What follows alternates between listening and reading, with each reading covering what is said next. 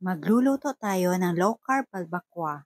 Unang gagawin, ilalaga lang yung beef. Depende kung anong part ang gusto nyo. Lagay lang ako ng water, salt, and white pepper. Pero sa recipe na ito, balat po ang ginamit ko. Ang list of ingredients ay ilalagay ko sa last part ng video na ito. Cut lang po natin ito ng maliliit.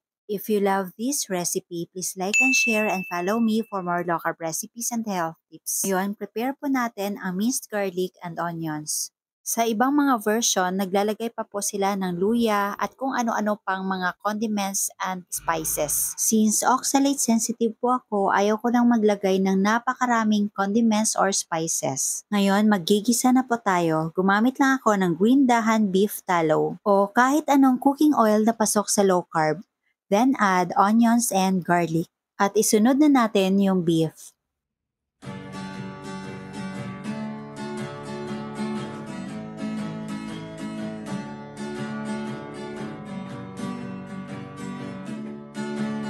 Now add green dahan cocoa aminos,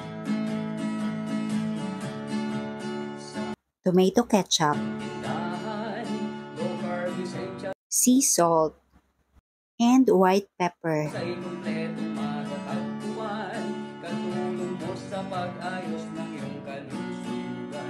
Ngayon, ihalo na natin yung sabaw galing sa pinaglagaan nito. Then, let it simmer for about 20 to 30 minutes.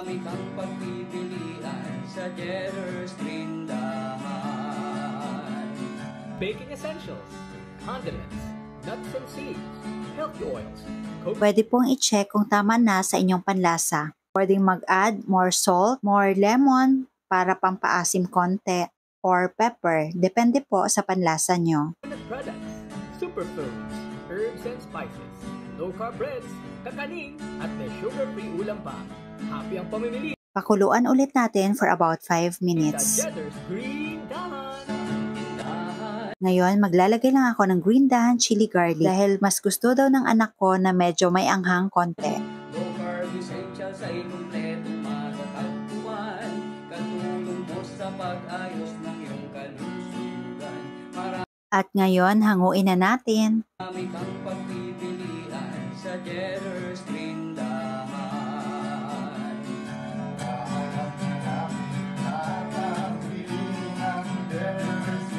Ito na ang ating low-carb balbakwa.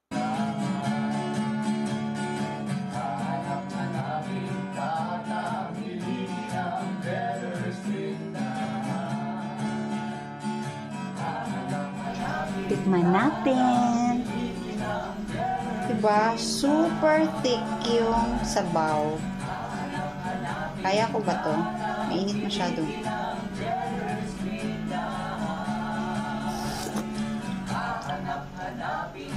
Ang sarap. Maanghang-anghang na medyo maasim konti.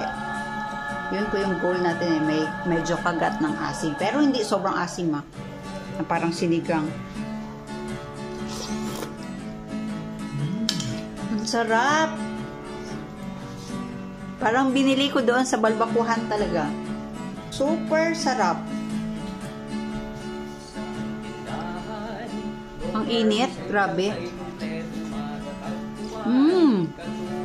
Parang melts in my mouth talaga yung ano, yung karne. Sobrang lambot.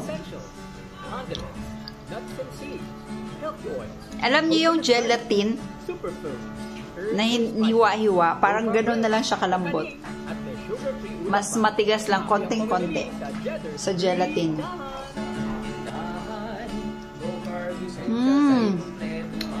You must try this.